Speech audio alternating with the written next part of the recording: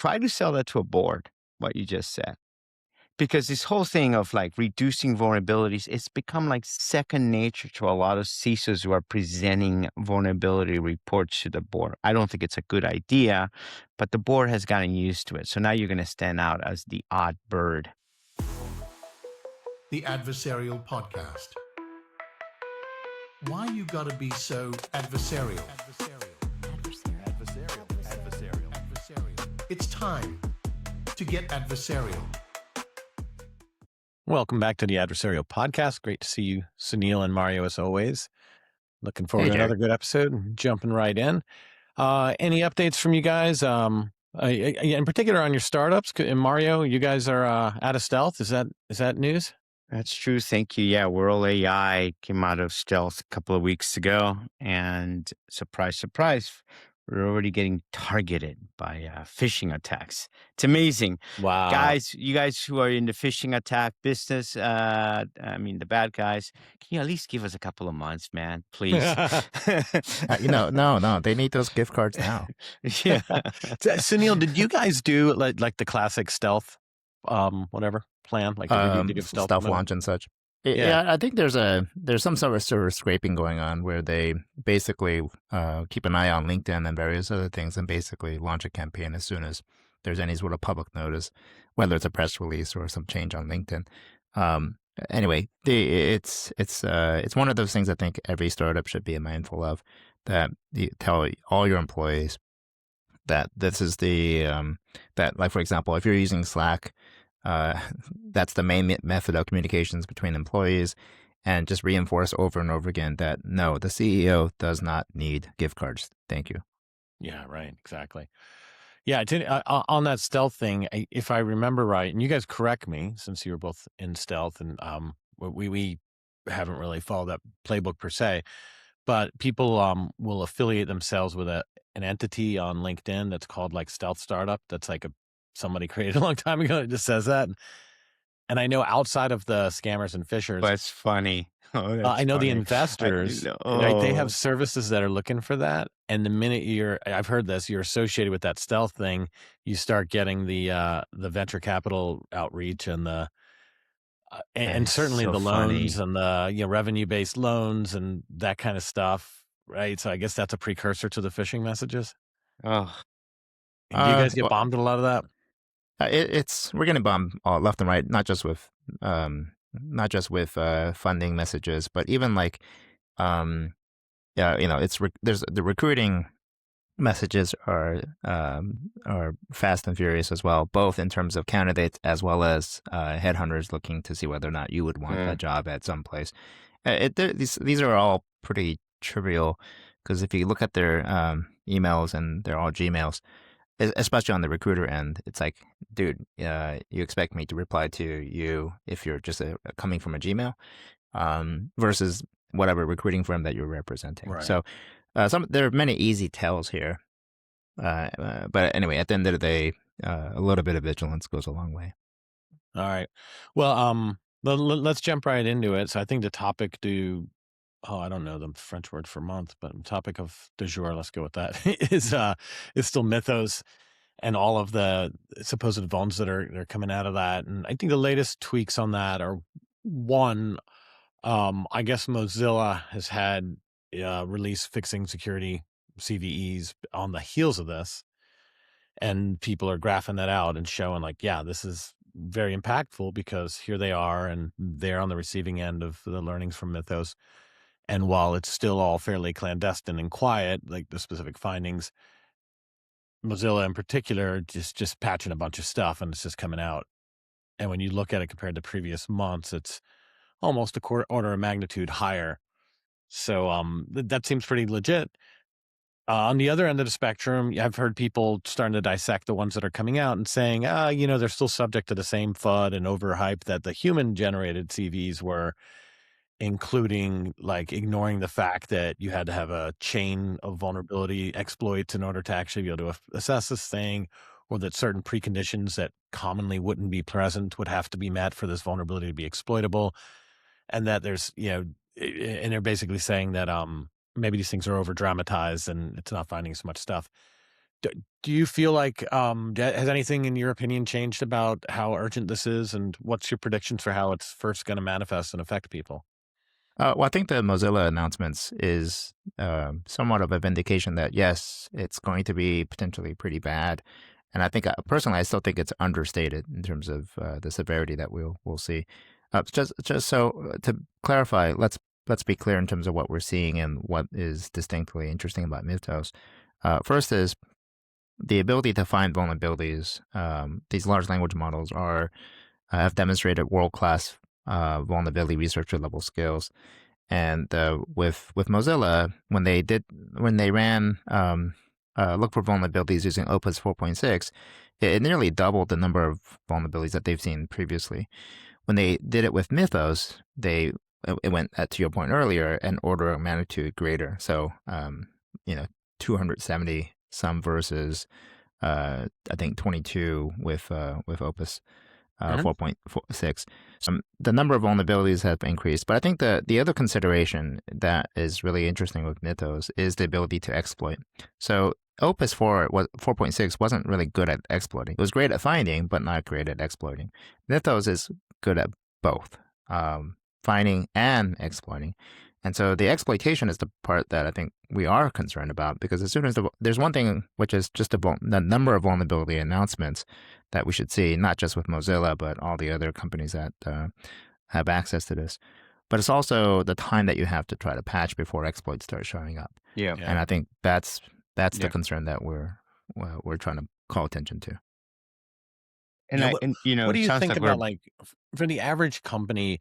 Well, first of all, Mythos is about a lot more than yeah, Mozilla, and yeah. it'll only become even more so. It'll be every product possible. But let's talk about this class of vuln, which is end user interactive vuln. It's a browser. So let's talk about what it's like at an enterprise when there is a one CVE10 in Mozilla that's released. 10 of them or versus if 10 of them get released the same day. And is there a difference there? How important are these things really? Are browser vulnerabilities leading to issues at major enterprises? Are people able to keep up with the patching even when there's one? And does it make a difference if there's 10? Well, so first of all, let's consider it's not going to be 271 patches. It's going to be one patch from Mozilla, right? Just like there was one for 3 issues. It's still one patch. Yeah. So it's just going to be one patch. But the other consideration is if there's some other critical piece of software that feeds all other things, like, for example, WebKit or whatever, you're going to have to patch not just your browser. You're going to have to patch everything that includes that component. And so there's a lot of downstream patching that's going to have to happen because these are components that feed into larger systems as well. Yeah. I mean, maybe. I mean, I don't even know what last month's patches look like, no less the ones that are coming off the heels of Mythos, but a lot of this stuff requires to direct someone to a weaponized site. I mean, it's browser, right? So a lot of the issues with it are, when you read through them, it's like, hey, this can be exploited if someone visits a malicious site. And so the attack vector is phishing, and you phish somebody, or drive-by download. So they're going through stupid .zip sites that probably should be blocked anyway. And now they click on a link and it gets hit. So when WebKit is in some operational tools that are internally that aren't surfing stupid websites and doing all that, they could have more vulnerabilities. A lot of stuff can afford. I mean, to me, you still have to be really good at figuring out what you can live with and what you can neglect more than what you have to patch. Sure. Although I'm pretty sure Guillaume will take offense at your .zip comment. I was certain of it. But yeah, in terms of prioritization, obviously those things that require some sort of user interaction may be less lower priority than those that require no interaction. We don't know the nature of these vulnerabilities per se, but obviously anything that's zero click or server or on the server side would be of greater concern. Hey, can somebody keep me honest here? Is Mozilla? You guys always do. You keep me humble. Mozilla is still not based on Chromium, right? Mozillium. No. Right? Separate. Yes. Separate, yeah. So, I mean, so there's a question. We talked about this a couple of weeks ago, whether we should be kind of standardizing on a set of software to make it easier to patch.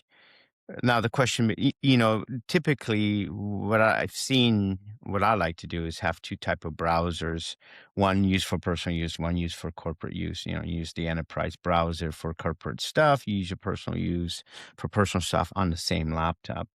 And is there a benefit of saying, well, okay, you'll do Mozilla for your personal use, and we only support Chromium-based browsers for enterprise access? Do we think that's an actual strategy that could be useful in this new world of new vulnerabilities daily? Much more Well, vulnerabilities. I'll go first just because I want to answer for Sunil too, and I won't be able to if he does it for himself first.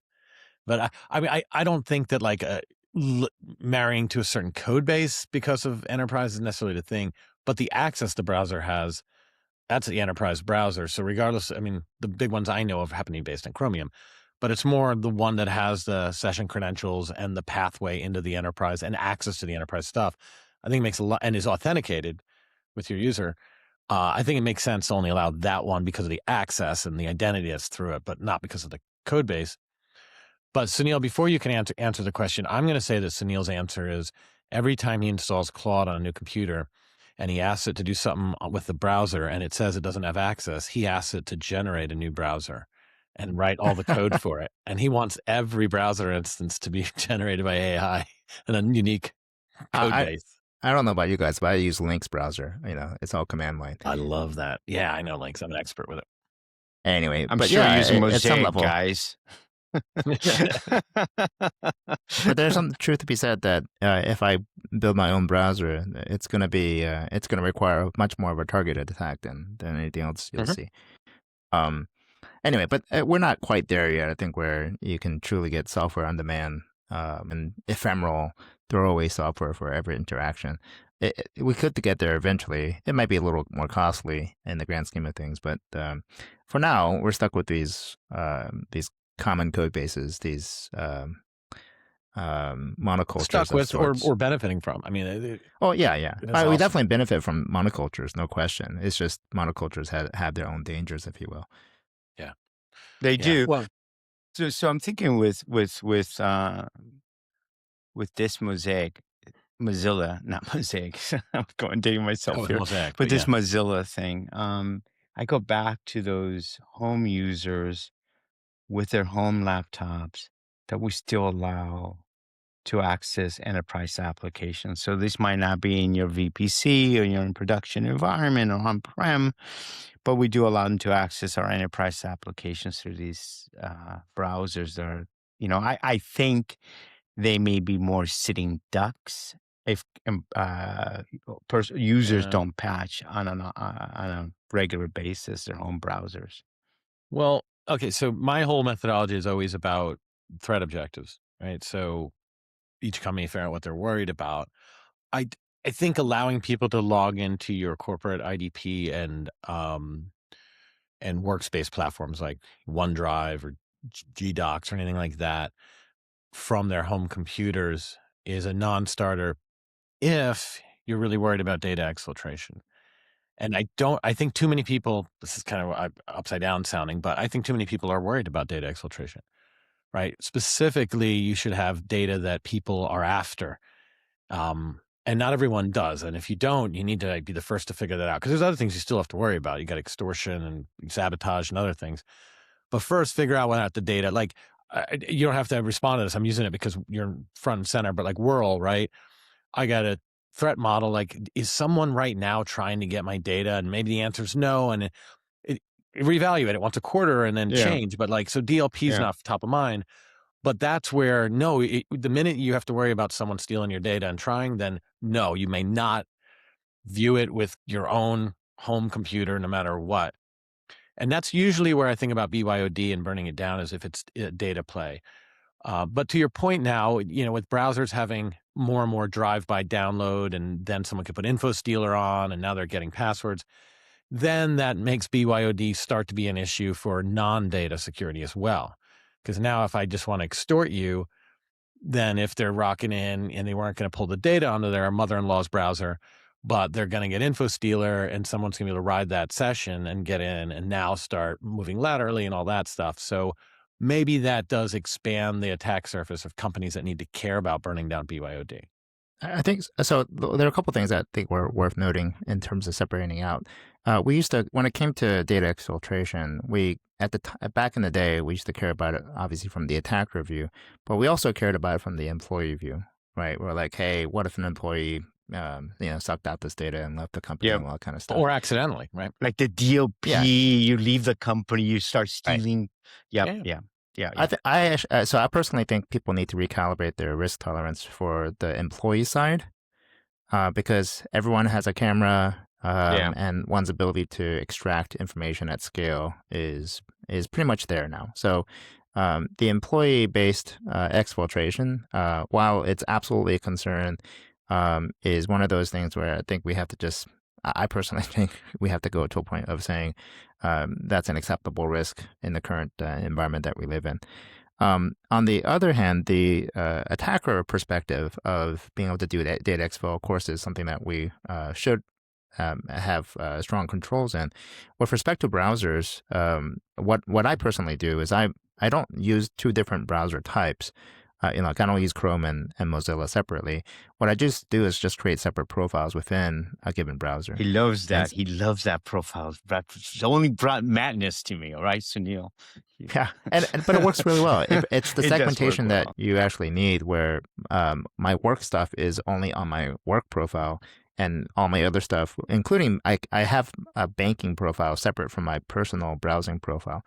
That's crazy. I think that's nuts. You were drinking so much of that Kool-Aid. America. I'm learning a second language as I was talking to you guys, or third language. I'm sorry. I already know two, I think. Maybe. I know two. Hold on. So you were saying that is crazy, but just to be clear, my banking profile has 0 extensions. It has nothing but the basic browser and nothing else. And so anyway, and this extension thing on the learning another language and bringing it back to what Sunil's saying, they're like these language teachers recommend creating a profile. And that profile, if you're just going to do that language, let's say French, all you do in YouTube, you watch just French stuff. So your YouTube, for your particular profile, will feed you just French when you're using that profile. And when you use your regular user profile, you do it in English. So to Sunil's point, I just think it's madness. All right, man. I think it's madness. All right, it's madness. Okay, it's not like I'm not going to wear a pair of shoes for running and a pair of shoes for going to work. Okay, guys, I wear the same shoes. Sorry. Well, I think that sharing this idea, I think a lot of people are interested in that. Like, so how do you? This would be a cool panel, even. But how do you set up your browsers or whatever? So I do what Sunil does, and I use separate profiles, but in two directions. So at work, I use Chrome most of the time. I don't have to. And then I use a different profile when I want to go into personal stuff. And the fact that I can, on my work managed device, so it's an issue, it is a work-owned managed device, the fact that I can access my personal Gmail is a security intention and not a given. And if I had a bunch of, if I were doing with healthcare information and I was processing patient records, I would hope that the employer wouldn't let me do that. So that's I remember when we broke that at my longtime employer, and we said, no, you're no longer able to get your personal Gmail, because it's a massive DLP hole. I mean, you put all these stupid DLP things on email, and then they just click send, attach, and bring all the stuff off their hard drive, and it's gone. And it's personal. So God forbid you look at it, it's privacy. So back, if you're worried about adversary targeted data exfiltration, I think you got to break people's ability to authenticate to their home IDP. And at that point, you just say bring your home laptop, set it over on the side, and when you want to check email and write to your kids or something, you have that. That's what I do. I bring my personal laptop to work as well, and it's a different network. Blah blah blah. Whatever. I mean, even if it were in the same network, it's not going to access our enterprise. But now flipping it around, so I'm basically saying the vector of the ability to access home email from a work device is a data risk. But flipping it around, the ability to access work systems from a home device, right? I mean, it's immediately a data thing in reverse because you could spill the data out to there, but also just having authenticated sessions into the IDP and working around, then you got like a more advanced risk. And so that's where, in my case, I've been able to embrace the enterprise browsers. And I have a really great active threat environment because I have young kids. And so we have a shared computer. We have a really good motivation to make them use the kitchen computer and not have their own computers. And all those things do really great, wonderful things for their cybersecurity. But it also means that if I were working and stepped away, I'd have an immediate attack. So that keeps me on it's like red teaming all the time. And So I watch this is not a Island. Cassandra. This is not a Cassandra thing. This is real. This has happened, right, Jerry? I mean, these things happen. Well, and I'm in cybersecurity, so yeah, they're probably not going to steal everybody's data, but they're probably going to, make a stupid emoji icon to, a coworker or something. That's humiliating. Like, we're in cybersecurity, we can't. Oh, sorry, my computer's unprotected and my kids are on it whenever they want. Like, the damage is done. Right? So, the needle's I use broken. The Island damage on is it. done. And I have to authenticate to that. And then this is so dumb, but like on the home plan I'm on for my IDP, I can't have it automatically kill my sessions when I close the browser, and Island just turns that on. So that's the number one protection I get, is that it burns everything down when I close it. And then I also will, even when I access my personal email on that kitchen computer, I manually log out of Google, but I forget 15% of the time. So it just shows I'm glad that isn't the work profile, because that wouldn't be a good enough protection. Wait, what's log out? There's a button for that?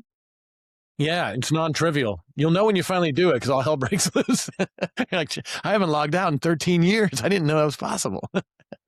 We have been talking about the end user and the browsers on the end user machines, which I think is really important. But if we can bring it back to more of the systems that are in production and its impact to Mytho and its impact to patching, what do you guys think of this? Like, I'm going through this right now at Whirl, and okay, so there's two companies we're looking at, and just being transparent, one of them I am an investor in. It's called Echo. So we're comparing Echo versus ChainGuard.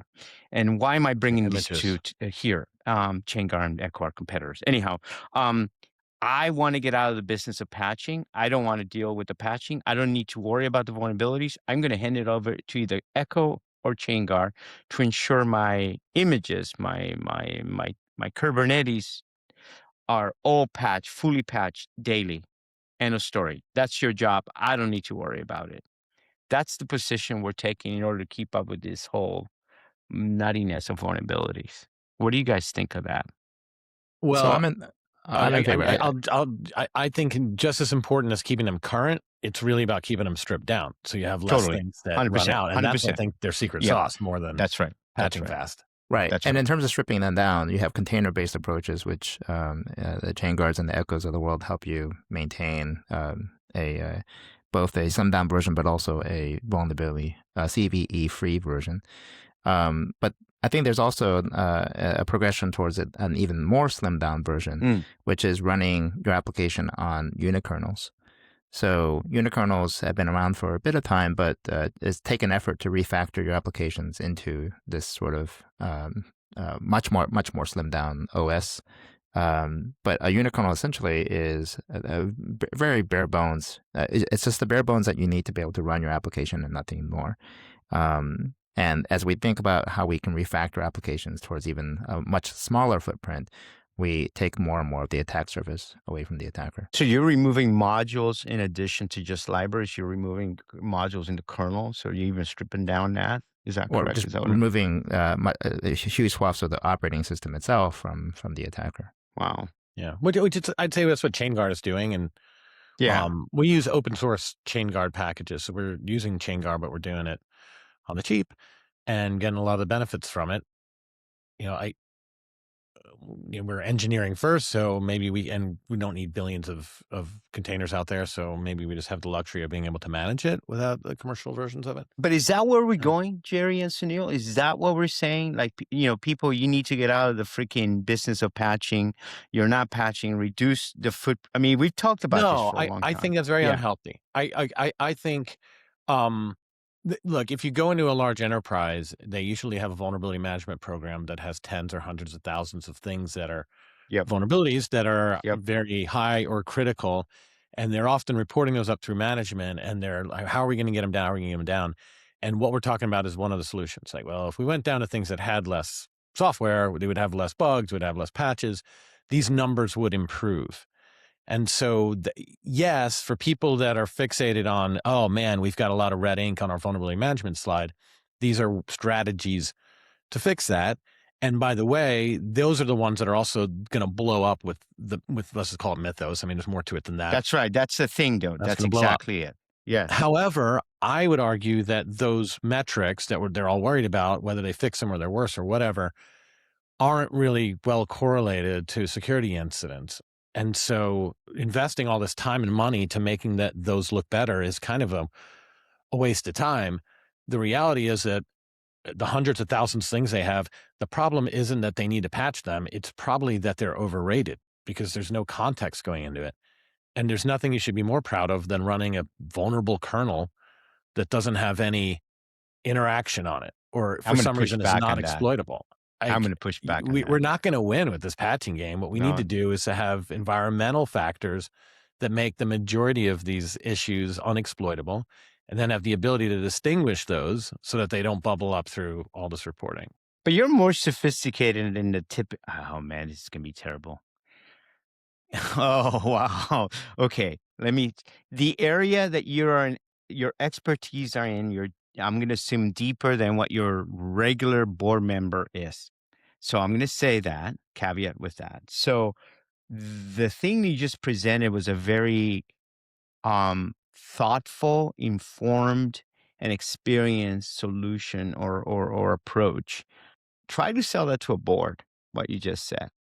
Because this whole thing of like reducing vulnerabilities, it's become like second nature to a lot of CISOs who are presenting vulnerability reports to the board. I don't think it's a good idea, but the board has gotten used to it. So now you're going to stand out as the odd bird. Yeah, you're totally right. But in reality, boards don't care about vulnerabilities. They care about incidents. And they've just been kind of tricked into this vulnerability crap for a while. And by the way, the minute you move off the vulnerability slide to the AppSec slide or the Wiz slide, the configuration issue slide, or the procedural error slide, they're like, I thought we were just talking about security. No, that was vulnerabilities. They think vulnerability just means risk. Correct. Totally. And that's what they really care about. And the minute but then you have to go educate them, Jerry. You have to educate them. That's what I'm here for. Yeah, okay. It's a mission I'm willing to keep doing. I don't know that I'll succeed on it, but yes, I do think we do need to get right about it. I mean, it's self-fulfilling because as long as people are being misled into thinking vulnerabilities and patching or security, they're never going to succeed. So they're going to keep looking for the correct answer.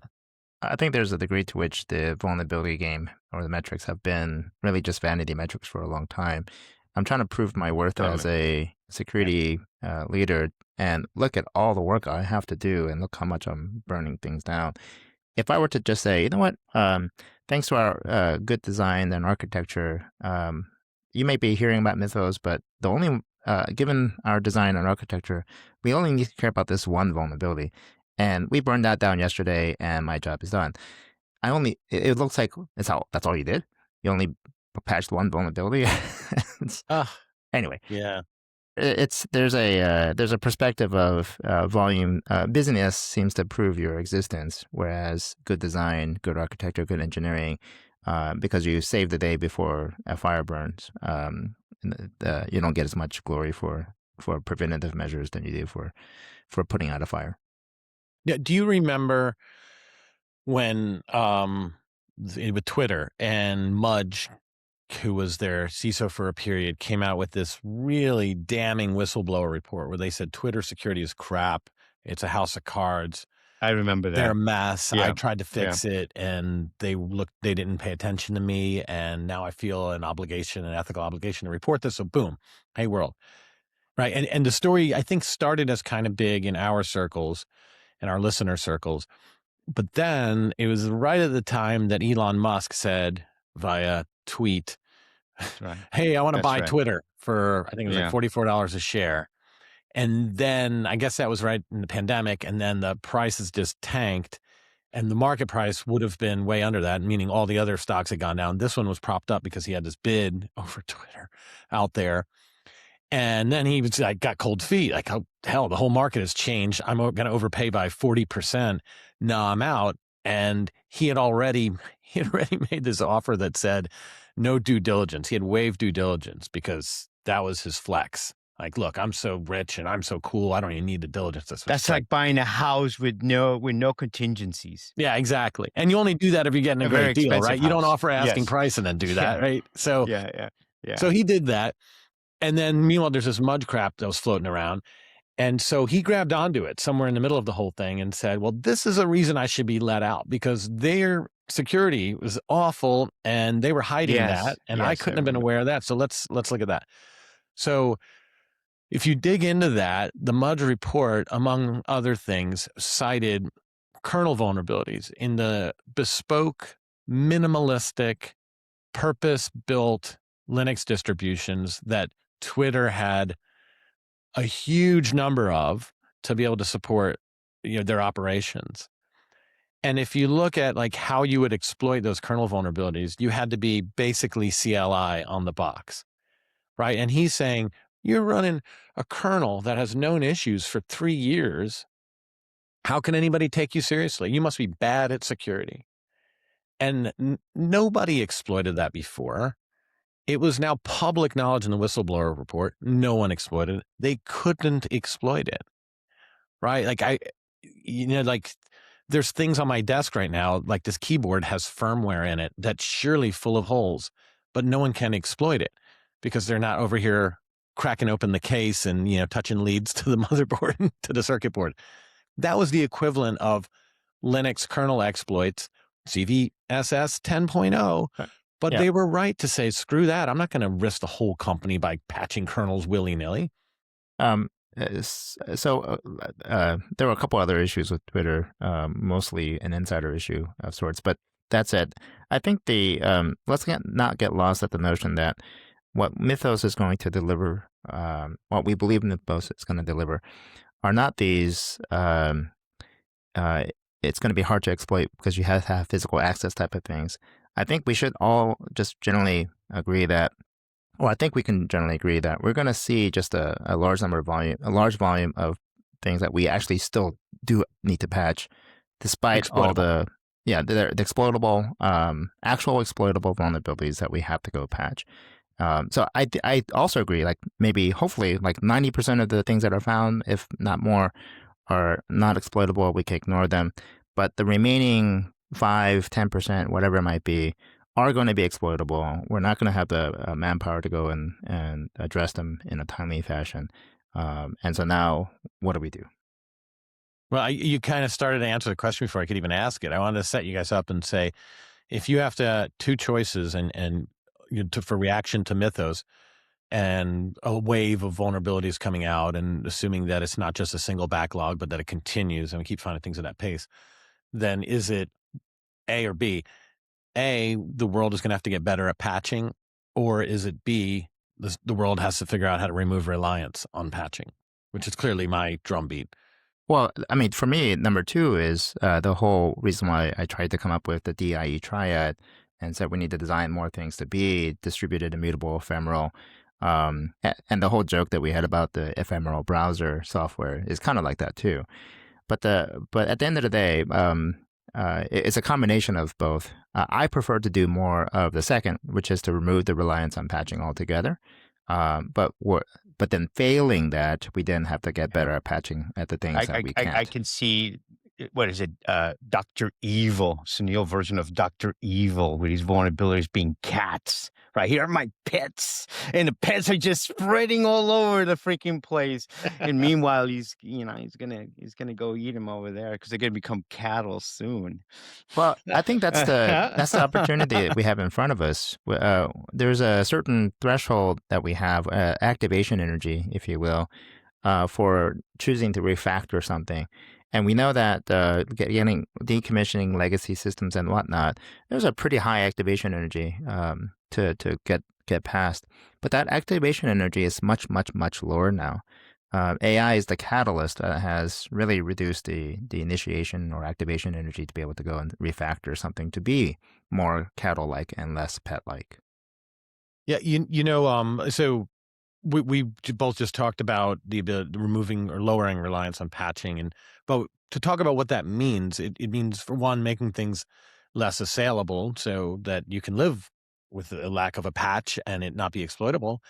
But I think the other piece, which is arguably more important, is gaining the skill to be able to, at scale, distinguish between the vulnerabilities that are exploitable and those that aren't, so that you can justify all the way up through the board why you're not patching things and you're not just doing things because of fear of looking negligent. But being able to, intentionality is king, like in any third party or regulator. If they say, oh, you don't do this thing that we think is good, and you're, oh yeah, well, we thought that's through. Here's our paper, and you're home free. Like that intentionality is it. And so being able to look at all of your issues and add in that color of, is it exploitable or not, is the muscle that everyone really needs to develop, that's durable, that I think will still be relevant 30 years from now. Picture this, so in my team's assessment of Echo and ChainGuard, I'm just using those guys again because I'm just going through this. They've leaned in with all these, libraries, blah, blah, blah, including pip, including Python libraries as well, where they've kind of held back and they're not ready yet is NPM. And I'm wondering if NPM is because of the interaction with the user, right? What do you guys think of that? More chances to break. NPM is like dependency hell. Yeah. You think so? Oh, no, it's not. I think it's like you want to install this one little NPM package and somehow it has a dependency on 1,000 other packages. Are you kidding me? It's powerful, but at the same time, it's like, wow, what a fragile design. I remember when people were when Linux was first famous, so to speak, in very nerdy circles, it was basically headless, right? Like it came along, you already had Unix and Sun, Spark architecture and that kind of thing.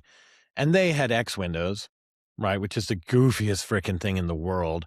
And a few people knew what X Windows was, and it was just absolutely awful. And so Linux comes along, and now it's kind of at the same place. It had feature parity, had X Windows. So the same human beings that would have run X Windows in Sun OS were running X Windows on Linux, which is very, very few people. And most of the people that were using it were doing back office stuff, like under the covers, command line only, remote, literally had literal meaning no monitor plugged into the thing. And that was all great, and the world was at peace. And people use Windows for Windows and use Linux for getting work done behind the scenes headless. And then the windowing started to develop, right? Through, I guess, Red Hat and others. They started adding, big baking links into it. That's just a joke. But, right, it really had like keyboard-driven UIs, TUIs, I guess you'd say. LPD, the drivers for printers. Yeah, well, right. And then that came along, right? Removable media, Bluetooth. Wi-Fi. I remember Wi-Fi and Linux, and I remember that this moment where I'm like, "What, you want to enable my USB stick server on a Linux box? That's ridiculous." I remember doing it once and feeling like I had solved cured cancer, like being able to get a USB removable drive to work on Linux. It was so hard. But there was this inflection point where it became just cool to have Unix as your desktop or Linux as your desktop. And it was like, oh yeah, I don't use Windows now. And I've never been into that at all. And I think that Windows is good for windowing and Mac OS is almost there. That's very funny. And then Linux and ChainGuard and these stripped down kernels are great for production operating systems. And you kind of just tripped into that when you talked about NPM and because if people want to develop on it, then of course they want to be able to resolve dependency hell and be able to do it fast. And that kind of breaks the whole model of streamlining and minimizing it. But good news, all of that stuff, the minimizing and not worrying about patching, was for production, where you're not baking in new things, where it's not like, let's find out what our dependencies are at deploy time, right? So that shouldn't be the issue. It should be like, yeah, go nuts with a more dynamic environment on your development environment, on your laptop, all of that. What we want to freeze down is production, and let's have different rules. You don't have to be running the exact same image, or your needs as an end user are going to corrupt the requirements that we're putting on prod. And it's a good example of that. I remember running vulnerability management programs, finding literally Mozilla issues, and then figuring out it's on production servers. And the crime was that people were deploying big, fat, disgusting images that had everything under the sun. But the dirty little secret was that there was no users. They were headless. And so who cares if Mozilla was 500 revs behind, had all these bugs in it and all of that? But the answer there is bifold. One, figure out that it's running headless and who cares about browser vulnerabilities when no one can launch the browser. And then two, strip down everything anyway, partially so that you don't have these ugly reportable metrics around vulnerabilities that you have to explain all the time to the board. And do you guys actually think that someone should be talking about vulnerability metrics in front of a board of directors? Somehow you got to No. prove your worth. No. And it's If that's usually the audit group that does that. All right. No, not a security team. I hope not. Yes. I'm just saying if that's the best way that you can prove your worth, then you could probably do better. Well, it's short-lived. Like it doesn't work for long, because now look what happened. Now Mythos comes out and you're having to hire a bunch of people to do a bunch of optics. And like at the end of the day, you're not doing anything to save the company. Well, I mean, there are two different points. One is the way a report vulnerability metrics to the board. The answer is no, because that's that's kind of pointless. Is there a concern around Mythos and a changing risk, a changed risk calculus? And the answer is absolutely yes. I think it's absolutely important to make sure that the board is aware that the risk calculus has changed, that the increased likelihood of an incident, there's an increased likelihood of an incident simply because there's going to be more prevalence of the vulnerabilities, as well as better attacker or more capable attacker adversary skills. And so the combination of that just means that we'll have increased likelihood. Yeah. Okay. Let's play before we go on to another topic. How do you approach, we talked about the board, but how do we approach the VP of engineering or CTO or whatever for a company, your colleague, your counterpart in a larger company, and you go to them, you say, you know what, we got this Mythos thing.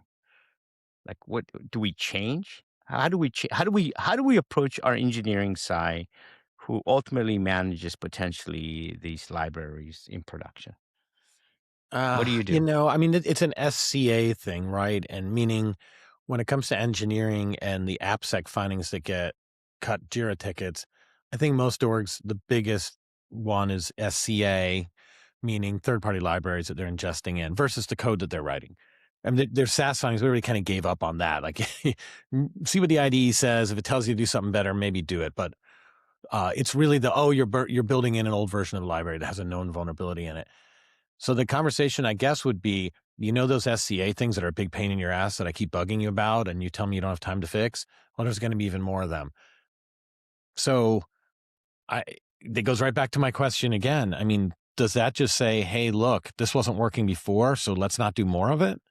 Maybe we need to stop over-indexing on this stuff with engineering?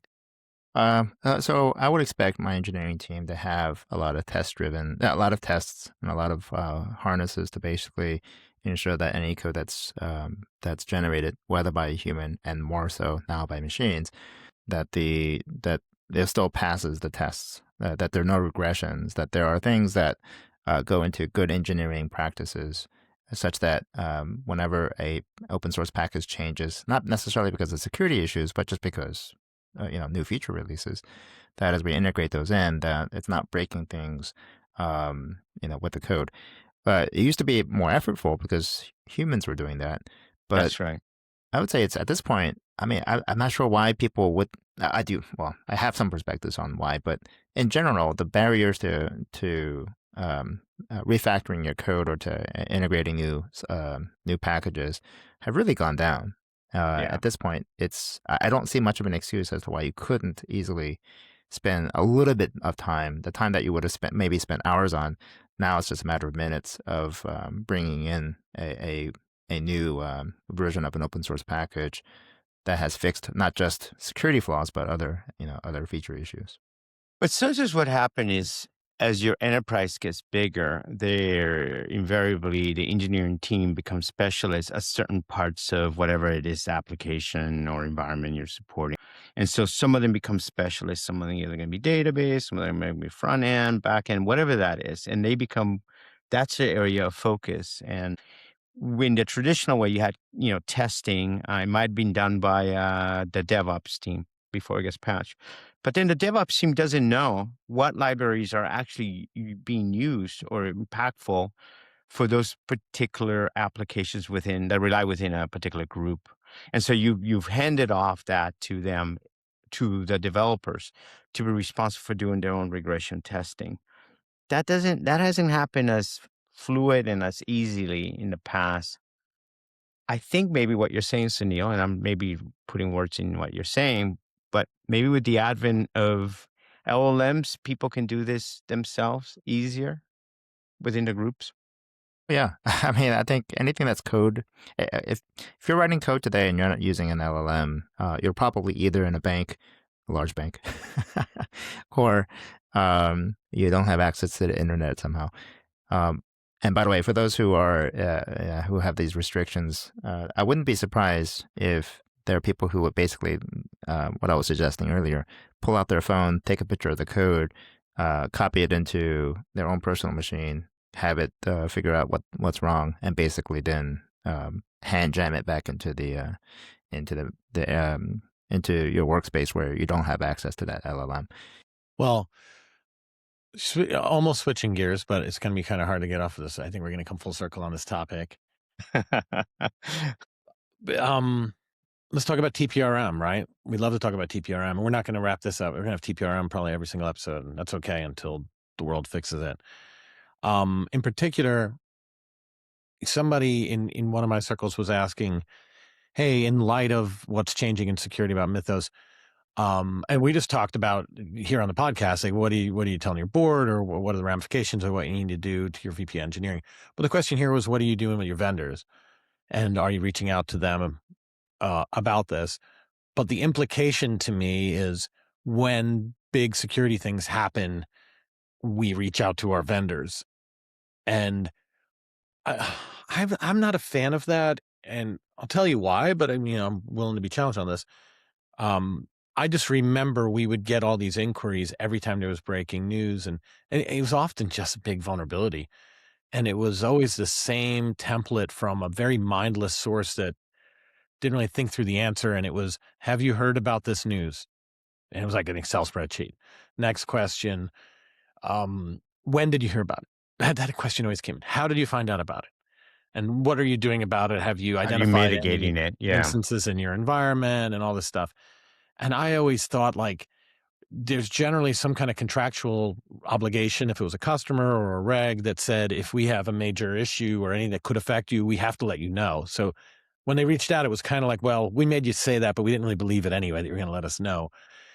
But then the main thing was, I didn't feel like, I felt like there was intellectual daylight between, that's a good way to put it, intellectual daylight between the group that was asking us that and the groups that could comprehend what the issue was and had a genuine, sincere interest in it.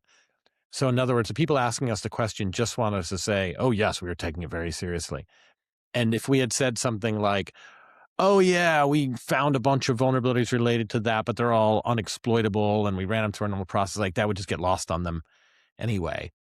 Do you guys feel that it's a healthy part of TPRM that in a news event at the scale of Mythos and the fact that things are coming down, to proactively reach out to your vendors? So for those who know, we released a paper last week, about 10 days ago, 11. Anyway, we released a paper about becoming Mythos ready. And I remember actually we had this particular recommendation in the paper. What's the name of the paper, Sunil? It's CSA's becoming Mythos ready, having a Mythos ready security program or something like that. Okay, here's the title. Yeah, the AI vulnerability storm, building a Mythos ready security program. Yeah. Yeah, we should have that in the show notes or the link to that. I think Yeah. that's a really interesting article to Yeah. a lot of people. But I was part of the the behind the scenes writing of it, and there was a point when we actually had a recommendation. This particular recommendation: go check with your third parties to see if how they're being Mythos ready. It's actually not in the paper. Maybe thankfully so, because to Jerry's point, it just creates this wave onslaught of additional inquiries, which just distracts from people's time and actually fixing real things. But there is something that I thought would be helpful, and it's not necessarily asking your vendor, hey, are you Mythos ready? But rather, hey, is there anything that you're doing that's interesting, that's novel, that maybe we can all learn from? Because some of these are novel. These are interesting and novel times, and if there is anything that someone's doing that is worth considering, I would absolutely love to hear that. And I think we don't really take advantage of our third-party relationships to do that. We just ask them, hey, why are you doing this and why not? Right. I think, again, that's another thoughtful. Sunil's always thoughtful about these things. But that is not the normal state of TPRM, folks. And I think, if there's, I often mention this book called Deep Work by Roland Barthes. And in it, yeah, I thought it was Roland Barthes. But anyway, Deep Work. The name of the book is Deep Work. And one of the things he says is, and I'm paraphrasing, there are these folks who are energy vampires. And what they'll do is they'll send an email, big old email from somebody, and they'll forward it to a colleague or to somebody else. And they'll just put thoughts, ? Without, right? It's the same idea with TPRM. And it's so easy to say, forward it to all your key vendors to say, what are you guys doing about this? What do you think? That's an easy question to ask. It sucks the energy out of the receiver, because now the receiver has to go figure out how to respond, has to look all into this, and the person who's asking is the energy vampire. Super easy. What Sunil did, Love yeah, this I mean, energy it's right. But vampire. what Sunil said though instead Yeah. was, what have you learned? How can you teach us? He's doing more of a thoughtful approach where both parties can gain something out of the experience, as opposed to being, a parasite, TPRM parasite.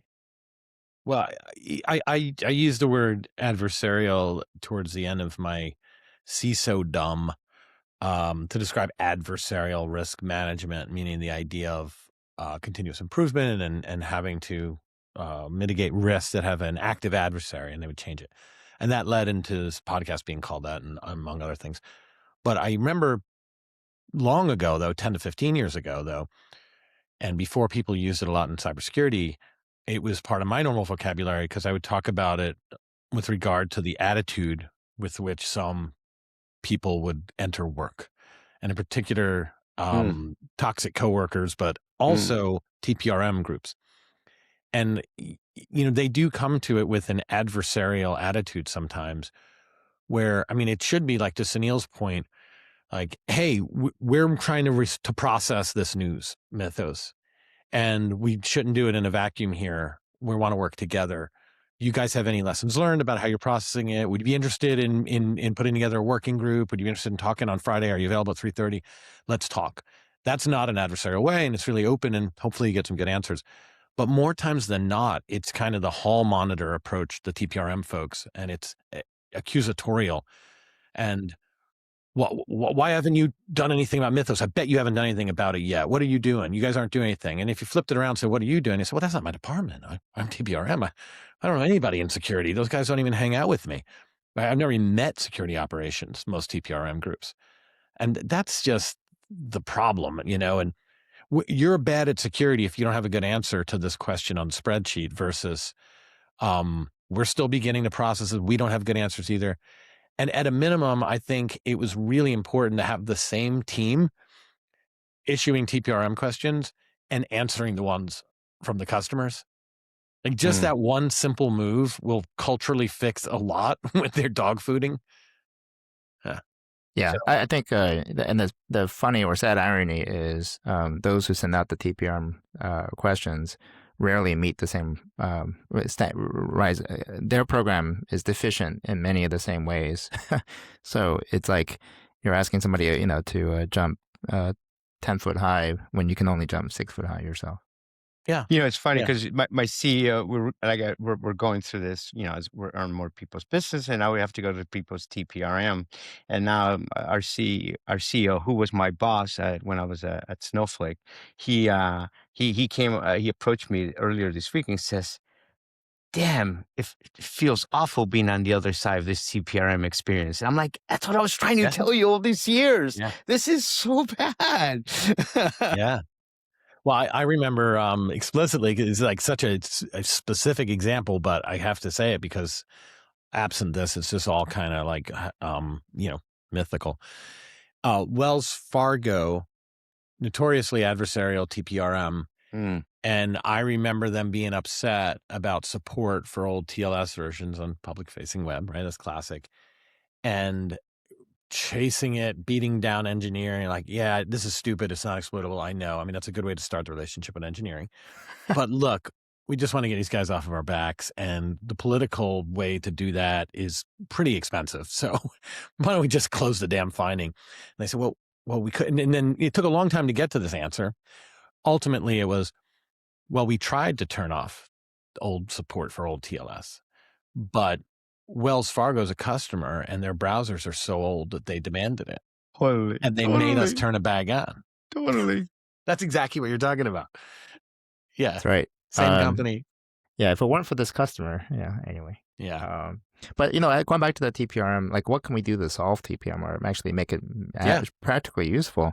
I think it'd be interesting if we did take a different sort of view that says, the first and foremost, our goal in TPRM is to help our vendors actually be better. And so if with that in mind, here's what we are doing to try to address these particular issues, whatever else it might be. I think people are very secretive about their security program. Like, hey, this is what we actually do behind the scenes and so on and so forth. And maybe there's something super secret that you're doing that you wouldn't want to share with the attackers. But hey, if you want your third parties and your vendors to also be secure, then you should at least in some way or another share some of those things that you're doing that make you better. Such that then when you send out a TPRM survey, first and foremost, you are sending something that helps them be better. Like, here are things that we ourselves are actually doing. And if there's anything that you have to share that can help us be better, then great. Okay. And there's some sort of information exchange first. After you do that, then you can say, you know what? It seems like you're not doing these things. Either let us help you or that's really it. There's not much else you can do. Yeah, that's cool. I them. mean, I have a lot of religion about TPRM, and it's an area where we feel like there's a mission there, and we want to execute on it. But what I haven't done is kind of that altruistic side, and I really like that about beginning with, like, let's uplift the vendor supply chain. Let's uplift the supply chain. That's wonderful, and I hope you and others take up the mantle for that and move it forward. My answer to it, which I don't think is at odds with that at all, it's complementary, is to say, abandon the notion that there's universal goodness in cybersecurity and like one spectrum of good security versus bad, and instead recognize that different vendors have different threats they'd pose to you based on the nature of the relationship. And don't say, well, we're going to TPRM company X, but rather say we're going to TPRM our relationship with them, which means what are we using from them? How are we using it? And what does threat intelligence tell us that relationship, how it could be abused? And then let's take the very targeted tactical things that were exploited. So if we're using a vendor and a similar company using a similar vendor had a problem because of ransomware and availability, okay, if we're worried about availability, we don't want them to get ransomware. Now let's focus on the ransomware story. Whereas if it's a thing where we're giving them, if it's a law firm and they get to mine all of our CEO's email anytime they want and store it on their servers, well, now let's focus more on data. And let's ask the question, do you allow managed devices or do you force managed devices? And by the way, that's like the first one that comes to mind. That's not even within TPRM. Like there's 300-400 questions, and they never even get to, do you allow BYOD? They never even get there. And that's like the only question. If you threw away the whole process, but only asked that, and it was about data, you'd be further ahead. So I think tell it needs to you be an relationship interesting focused. TPRM. Yeah, I'll tell you I thought was an impressive advanced TPRM program. And anyway, so the CISO he was a former CISO for Dropbox.